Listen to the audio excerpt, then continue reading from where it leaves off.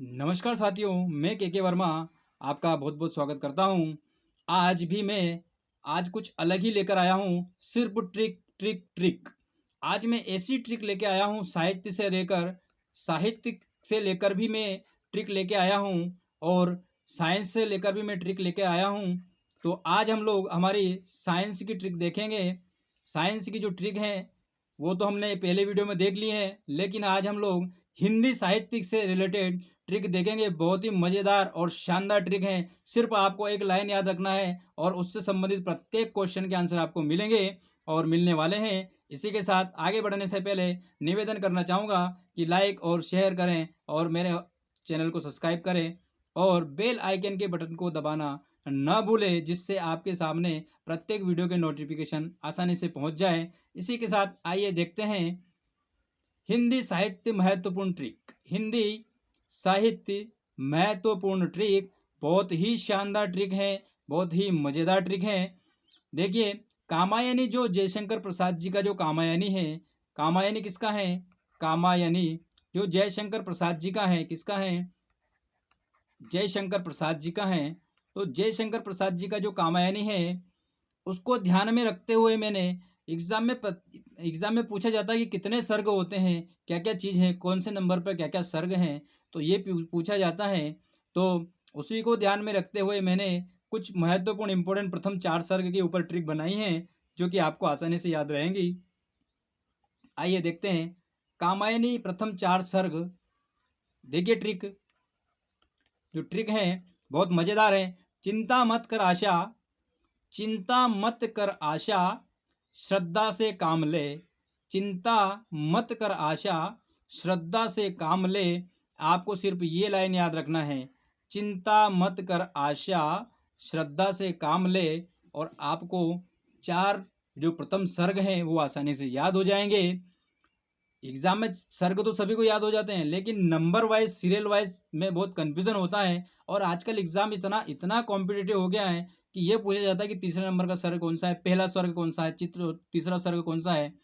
तो चिंता मत कर आशा, श्रद्धा से काम ले। तो पहला सर्ग है चिंता, दूसरा सर्ग है आशा, तीसरा सर्ग है श्रद्धा, और काम जो चौथा सर्ग है वो काम है। देखिए, चिंता से क्या बना आपका? चिंता सर्ग बना। आशा से क्या बना आपका? आशा सर्ग बना। और श्रद्धा से क्या बना आपका? श्रद्धा सर्ग बना। काम से क्या बना आपका? काम सर्ग बना। ये 4 जो सर्ग हैं ये आपके सामने हैं।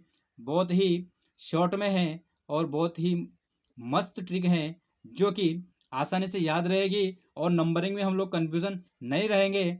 इसी को ध्यान में रखते हुए मैंने अगली और ट्रिक बनाई है, जो कि बहुत ही शानदार होने वाली है, बहुत ही मज़ेदार होने वाले हैं। आइए देखते हैं। अगली ट्रिक है, रामायण के प्रमुख कांड जो होते हैं, कितने कांड हैं, कौन कौन से कांड हैं, क्या क्या नंबर के कांड हैं, ये सब जब आता है प्रश्न में, जो हम लोग कन्फ्यूज़न हो जाते हैं, तो उसी को ध्यान में रखते हुए मैंने ये भी ट्रिक बनाई है। देखिए ट्रिक, देखिए। बालक राम बालक राम अयोध्या के अरण्य किष्किंध से सुंदर लंका में उतरे। बालक राम जो है वो अयोध्या के अरण्य किष्किंधा से सुंदर लंका में उतरे। ये लाइन आपको याद रखनी है। बालक राम अयोध्या के किष्किंधा से सुंदर लंका में उतरे।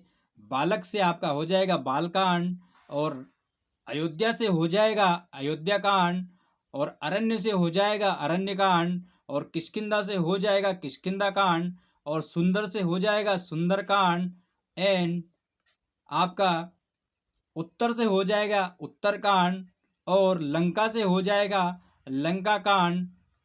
ये हो गए आपके प्रमुख 7 कांड। और इनको जो बनने में जो लगा समय है, ये पूरी रामायण जो बनी है 2 वर्ष 7 माह और 26 दिन में ये पूरा कंप्लीट हुआ है। पूछा जाता है कभी कभी एग्जामों में, जो कि ये आपको याद रखना है।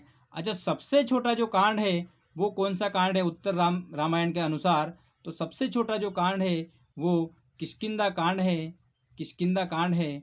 इसी को ध्यान में रखते हुए ये ट्रिक आप लोग देख लेना। बालक राम अयोध्या के अरण्य किष्किंधा से सुंदर लंका में उतरे। आपको ये नंबर वाइज सीरियल वाइज कांड याद हो जाएंगे जो कि प्रत्येक एग्जाम में पूछे जाते हैं। इसी को ध्यान में रखते हुए मेरी एक और बहुत शानदार ट्रिक आपके सामने आ रही है जो कि बहुत ही इंपॉर्टेंट और मज़ेदार है। अष्टचाप के प्रमुख कवि। आप लोगों ने देखा होगा, साहित्य में आपने पढ़ा है कि अष्टचाप के प्रमुख कवि हैं। आपको ये तो पता है कि अष्टचाप में 8 कवि हैं। आपको ये चीज़ पता है कि अष्टचाप में कितने कवि हैं? 8 कवि हैं। 8 जो कवि हैं वो 4 किसके हैं? 4 वल्लभाचार्य के हैं, वल्लभाचार्य के हैं, और 4 विट्ठलनाथ जी के हैं। 4 किसके हैं? विट्ठलनाथ जी के हैं। तो कंफ्यूजन यहाँ होता है कि अष्टचाप में सम्मिलित नहीं है। अब हमें अगर ये ट्रिक याद है तो हम उसको आसानी से हम बता सकते हैं। जैसे देखिए, वल्लभाचार्य जी के जो शिष्य हैं वो उनको कैसे याद रखेंगे, और विट्ठलनाथ जी को जो शिष्य हैं उनको कैसे याद रखेंगे, और इन्होंने 4 और 4 दोनों 8 लोगों ने ही अष्टचाप की स्थापना की है। तो देखिए, बल्ले बल्ले कुंभा के सुर पर कृष्ण नाचे, बल्ले बल्ले कुंभा के सुर पर कृष्ण नाचे। तो आपका जो है बल्ले बल्ले से हो गया वल्लभाचार्य, वल्लभाचार्य जी के बारे में बात कर रहे हैं, और बल्ले बल्ले से हो गया वल्लभाचार्य, और कुंभा के सुर पर कृष्ण नाचे, कुंभा से हो गया आपका कुंभनदास जी, और सुर से हो गया आपके सुरदास जी, एंड कृष्ण से हो गए आपके कृष्णदास जी, और नाचे से हो पर से हो गए आपके परमानंद दास जी, और कृष्ण से हो गए आपके कृष्णदास जी। तो ट्रिक क्या बनी हमारी? बल्ले बल्ले कुंभा के सुर पर कृष्ण नाचे, बल्ले बल्ले कुंभा के सुर पर कृष्ण नाचे। बल्ले बल्ले से वल्लभाचार्य, सुर से आपके कुंभा से आपके कुंभनदास जी, और सुर से आपके सुरदास जी, और पर से आपके परमानंद दास जी, एंड कृष्ण से आपके कृष्णदास जी, जो कि किसके ऊपर नाचे हैं? वल्लभाचार्य जी के ऊपर नाचे। मतलब कहने का तात्पर्य क्या है कि 4 किसके हुए? वल्लभाचार्य के हुए। आपको सिर्फ एक लाइन याद रखना है कि बल्ले बल्ले कुंभा के सुर पर कृष्ण नाचे। तो आपको ये चारों जो शिष्य हैं वल्लभाचार्य के, वो आसानी से याद हो जाएंगे। इसी को ध्यान में रखते हुए अब आता है आपके विट्ठलनाथ जी के प्रमुख शिष्य। विट्ठलनाथ जी के प्रमुख जो शिष्य हैं वो कौन कौन से हैं, ये भी हमें याद रखना है। तो ये भी कैसे कंफ्यूजन यहाँ होता है कि कौन विट्ठलनाथ जी के हैं और कौन वल्लभाचार्य जी के हैं। तो इस ट्रिक के अनुसार आप लोग कंफ्यूजन नहीं होगे। देखिए जरा, बैठो गोविंद, बैठो गोविंद छत पर चतुर्नंद है, बैठो गोविंद छत पर चतुर्नंद है। ये सिर्फ एक लाइन याद रखना है, बस एक लाइन में आपके सारे काम हो जाएंगे। बैठो गोविंद छत पर चतुर्नंद है। बेटो से क्या हो गया? विट्ठलनाथ जी हो गया।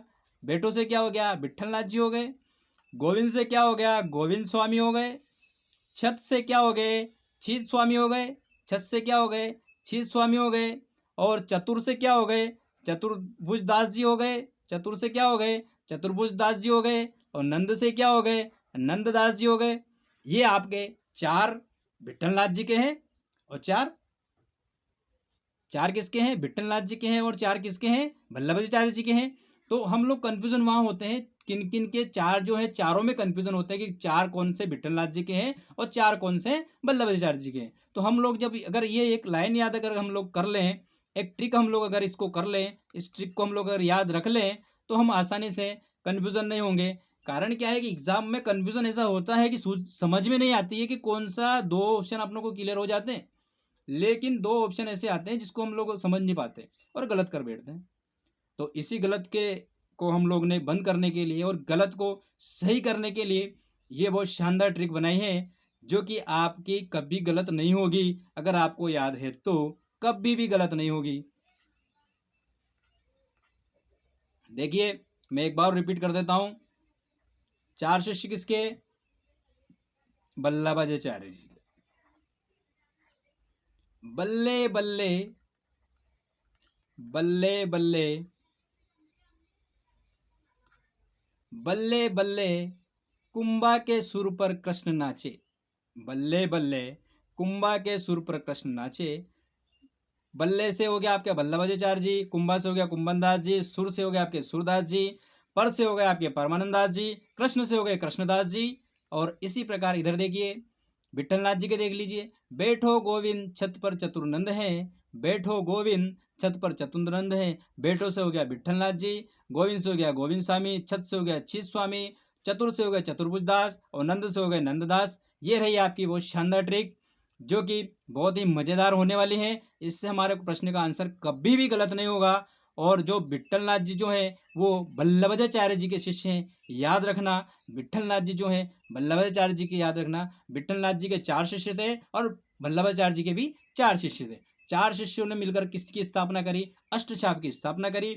और इन अष्टछाप के कवियों को नाम याद रखने के लिए हमने ये ट्रिक बनाई है जो कि हमें बहुत ही सुविधाजनक रहेगी एग्जाम में प्रश्न को हल करने के लिए, टाइम को बचाने के लिए, सोचने समझने के लिए। सिर्फ 2 लाइन आपको याद रखनी है और पूरा अष्टछाप के कवि आपको याद हो जाएंगे।